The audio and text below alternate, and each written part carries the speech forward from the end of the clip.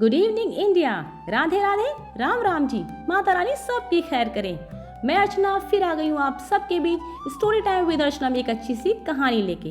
तो आज की कहानी सुनने के लिए तैयार हो जाइए। मुझे यकीन है कि आप लोग मेरी कहानी का इंतजार कर रहे होंगे। मेरी कहानियाँ छोटी छोटी सी होती हैं, छोटे छोटे से प्रसंग होते हैं, लेकिन जीवन का बहुत बड़ा सार बताने वाले होते हैं। तो प्लीज मेरी कहानियाँ जरूर सुनिए।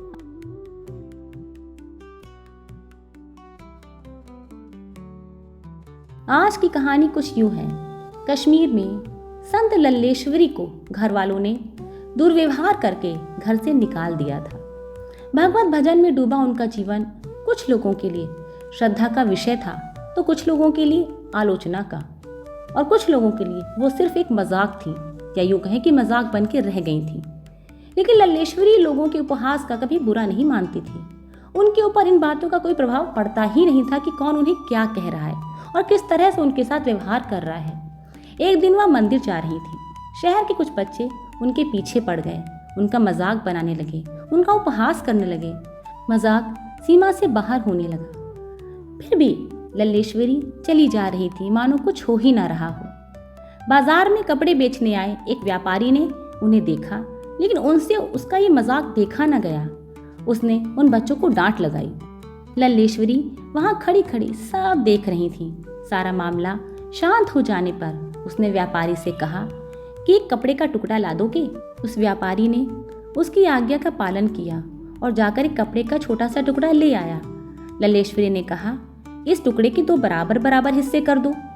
फिर दोनों कंधों पर एक एक कपड़ा यानी एक एक हिस्सा रखा और मंदिर की ओर बढ़ चली।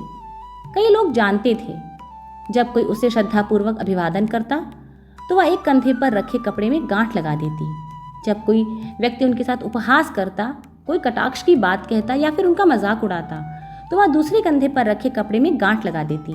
इस प्रकार वह मंदिर चली गई। लेकिन जब मंदिर से लौटी तो उसके कंधों पर दोनों कपड़ों में ढेर सारी गांठें थीं। उसने व्यापारी को दोनों कपड़े दिए और कहा कि इसका वजन करवा दो। व्यापारी ने उनकी बात मानी और वजन करवाने चला गया। वह किसी दुकान पर गया और वजन करके ले आया। लल्लेश्वरी ने उससे पूछा, दोनों के वजन में कोई फर्क है क्या? व्यापारी बोला, दोनों के वजन में तो कोई फर्क नहीं है, दोनों समान वजन के हैं। पर आप ऐसा क्यों पूछ रही हैं? तब लल्लेश्वरी ने कहा, जीवन में सच्चाई के मार्ग पर जब आप चलेंगे ना, तो प्रशंसा और निंदा दोनों भरपूर मिलती है और दोनों लगभग बराबर ही मिलती है।